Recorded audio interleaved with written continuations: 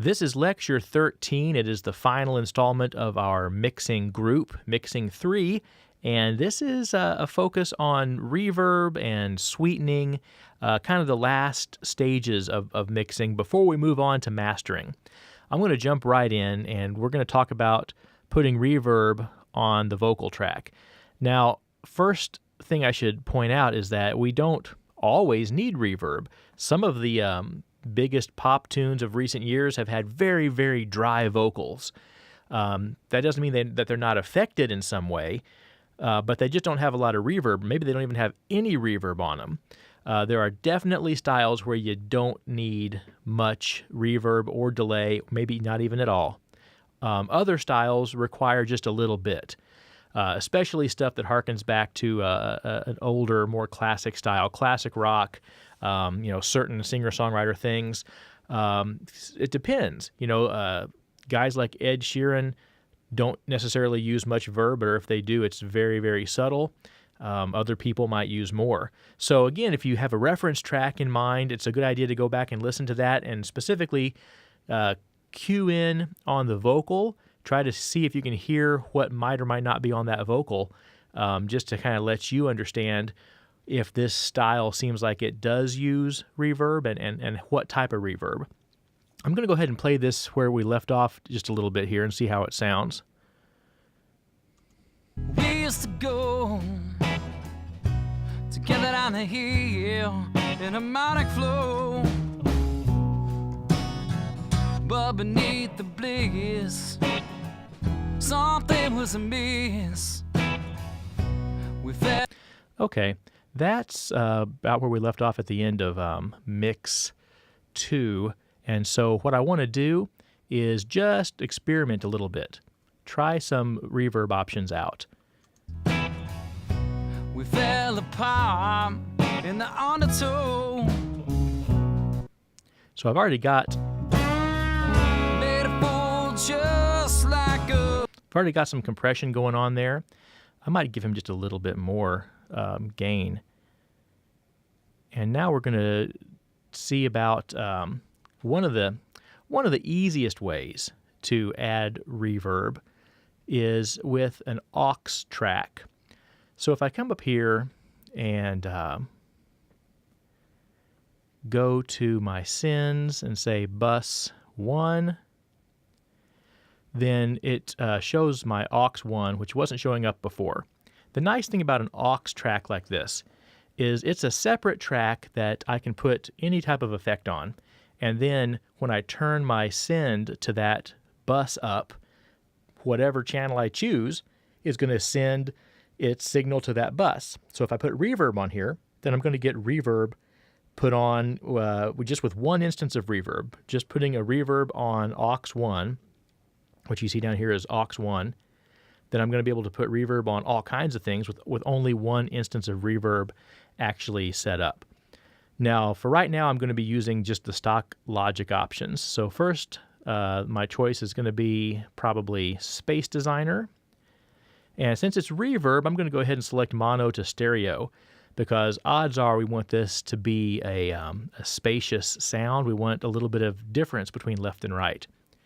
And I can come look right away at all kinds of different options. A lot of the time, for a classic rock kind of song, which this song has kind of a classic rock vibe to it, a plate verb is not always a bad call. It just depends on the quality of your plate. Some plate verbs sound really good, some don't sound so good at all. I'm actually not a big fan of the plate verbs built into Space Designer, especially when it comes to trying to recreate classic vocal reverb. But we'll see what we can do with this. I'm going to go ahead and select a 2-second, since that's about the smallest. Well, let's go to medium spaces and see what plates they have here. And small spaces and plates. There's bright vocals, about half a second. Let's try this 0.7 seconds short clear vocals.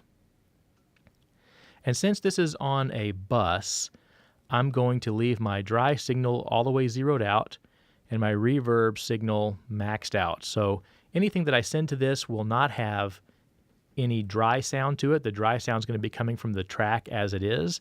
And then we'll just use the bus knob, the send, to bring the reverb in. So let's see what this does. Cloud, but I keep sinking farther and farther. So you hear it come in right there. I'm going to go ahead and exaggerate it just to make sure everybody hears it. Down, and it feels like. Now I can go back to any other track, anywhere on this entire project, and go to a send and send it to this same aux and get reverb on anything. It just so happens that I've gone to the vocal track and gone to bus 1 with this send here.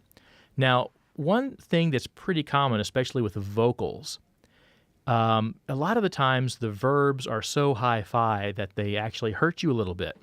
And so it's really a common trick to come grab an EQ and just roll a lot of the bandwidth off.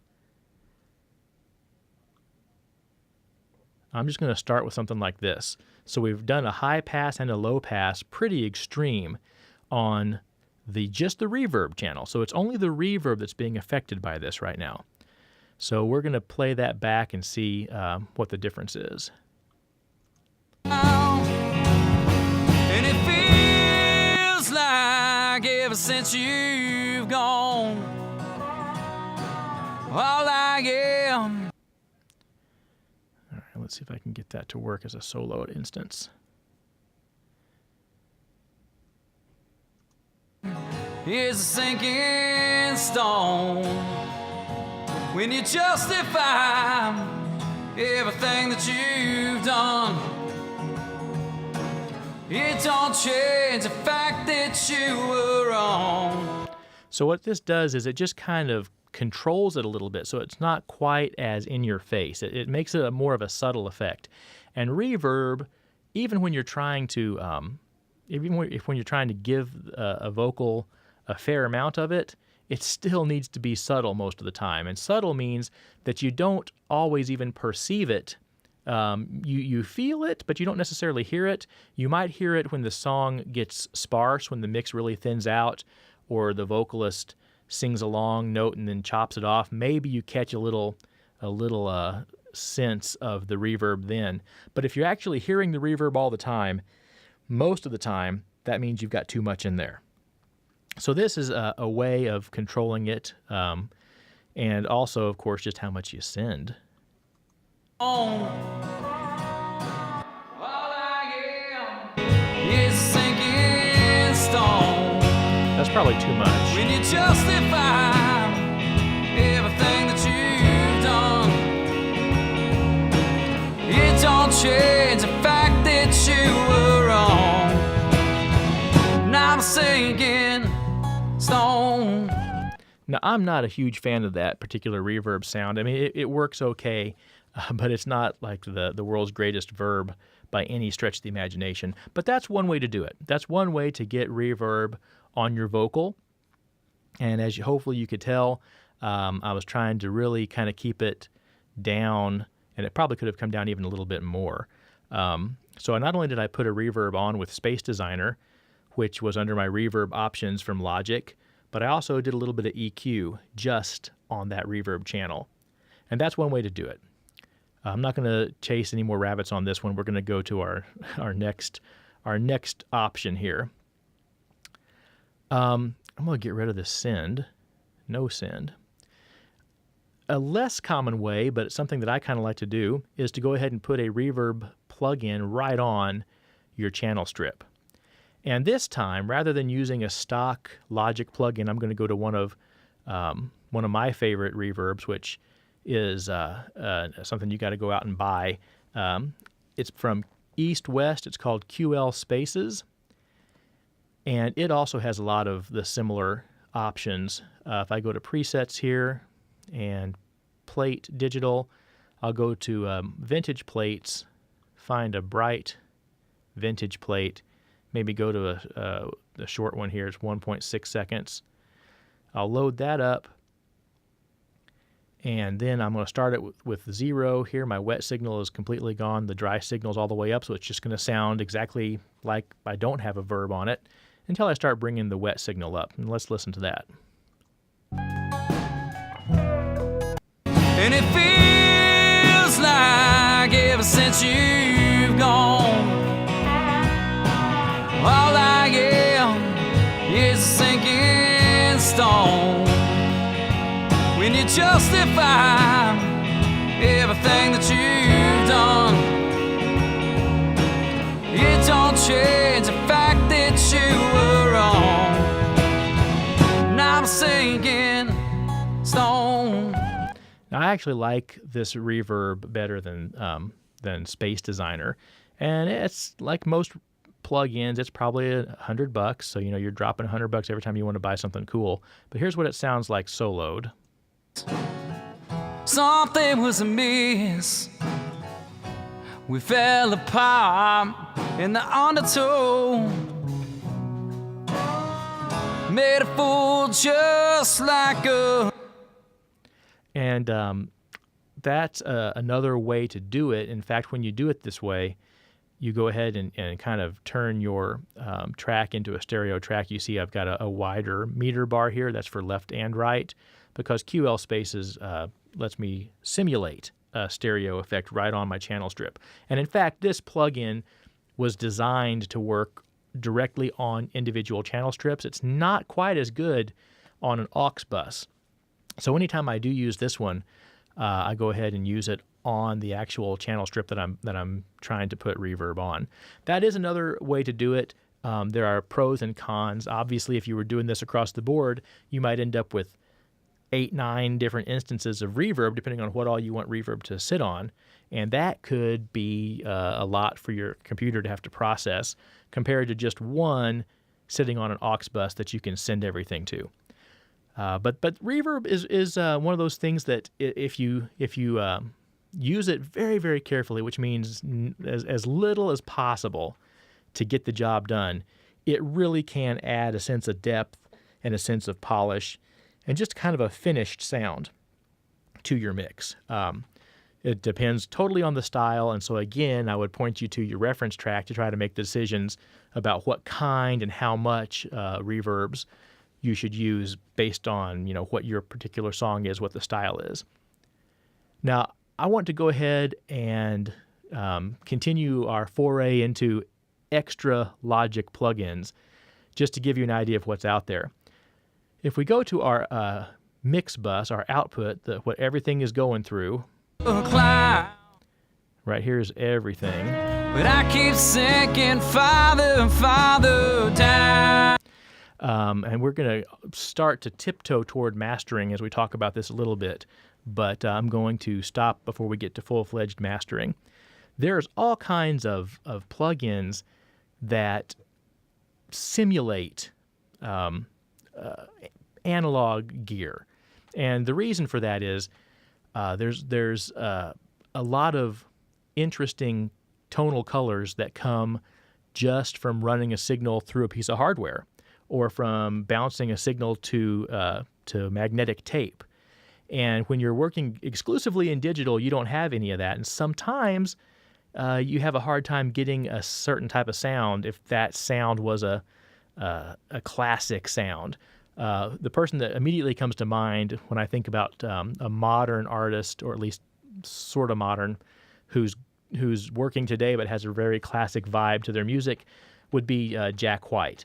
He tracks everything to tape, uses lots of ribbon mics, goes for a very thick, warm, some would say retro kind of sound.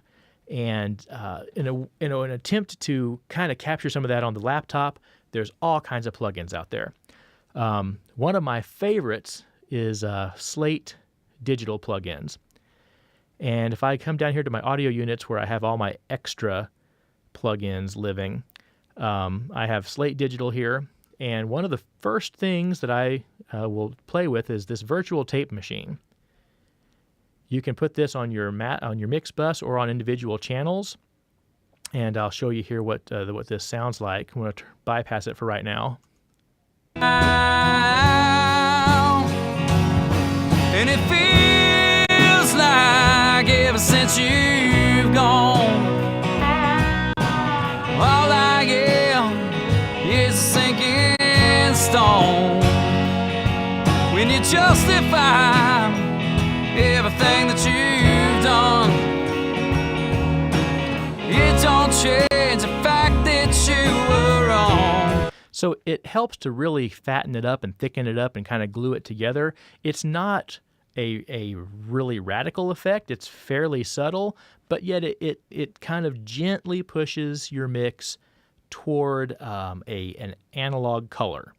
And you really do want to be gentle when you're doing these types of things. So it makes sense for these not to hit you over the head, but just kind of gently push it so that you don't go too far.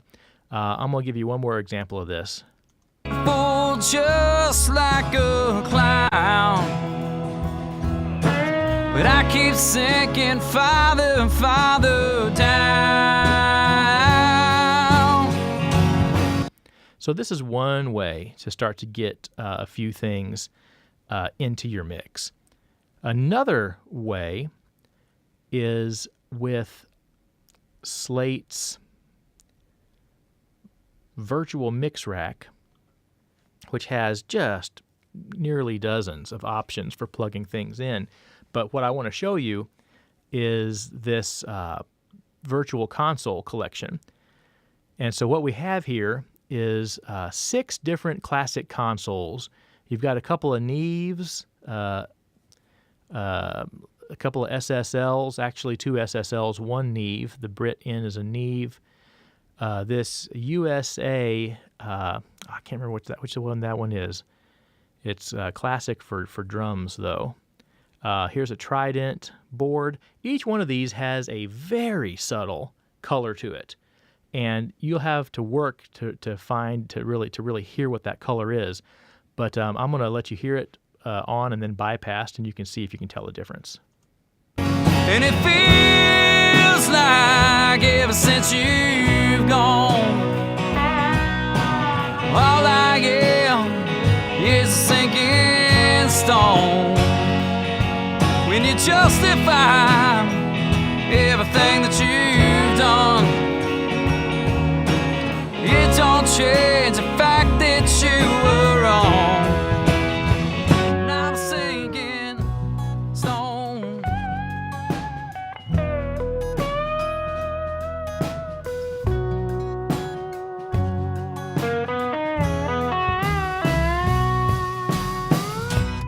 That one's probably even more subtle than the tape machine, and yet it does add some color. Let's go over here to the Trident.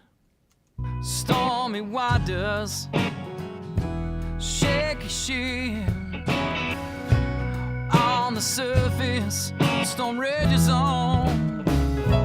Once you tune your ear into what's happening, you can really hear the difference, but until you kind of figure out what the change is, it can be hard to hear. Eventually, when you A/B it enough times, you hear what's happening and you realize whether you like it or not, so it's a pretty subtle effect, but still very useful for adding some of that analog color to things. Another option is something called the Compressor Rack. And if I come to the Compressor Rack, this is designed to be on your output bus, and there's all kinds of options here. I'm going to go with the FG Gray, and just to make this obvious, we're going to go with an aggressive setting, and we'll bypass it and then bring it back in. But beneath it's quiet. Oh, I've quit trying to fight the peace of endings anymore. Like the tide rushes in it. Now that's pretty obvious. That makes it a lot louder. It also brightens things up and it punches things up, and you almost feel like, wow, that's a huge difference. So this is one of those things that people would put on their mix bus rack. A lot of people would maybe put this on right away and then do their mixing after this is already sitting there doing its work. That's why I'm not including this in my group of mastering tools, even though it kind of is mastering when you're doing stuff to the mix bus like this. So these plugins that we've been looking at, they aren't native to Logic, but there are some things that Logic has that sort of acts like a substitute, at least in terms of the compressor. Logic does not have any virtual tape simulators or any virtual console simulators, but it does have some compressors that you can put on the mix bus and do similar things with what we just did here.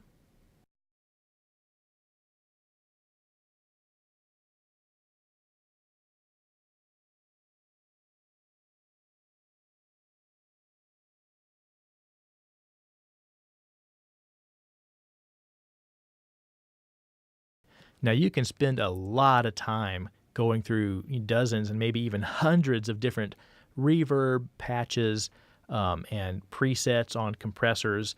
And you still, the beginning engineer, there's just no way around it. In order to develop experience, you've got to put lots and lots and lots of time in.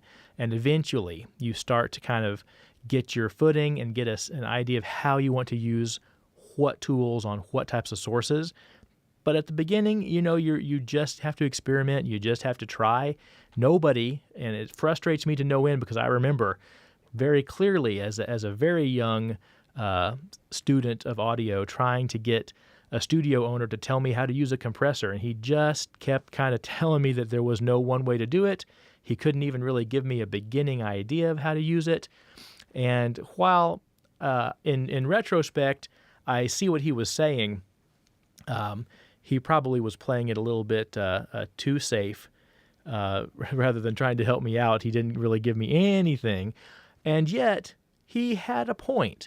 And the point is that every single song is different, every single instrument's different, every single artist is different.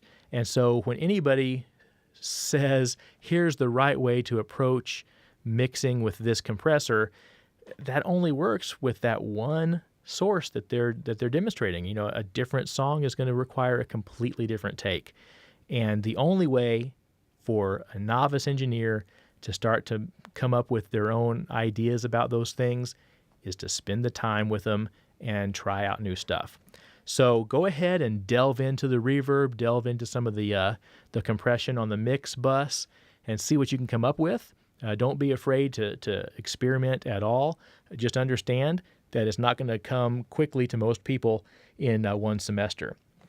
That's pretty much it for this lecture. We only have one more lecture to go, and that is we're going to spend a week on mastering. And hopefully after that, we will have a couple of sessions to talk and listen and put a bow on things nice and neat before our final.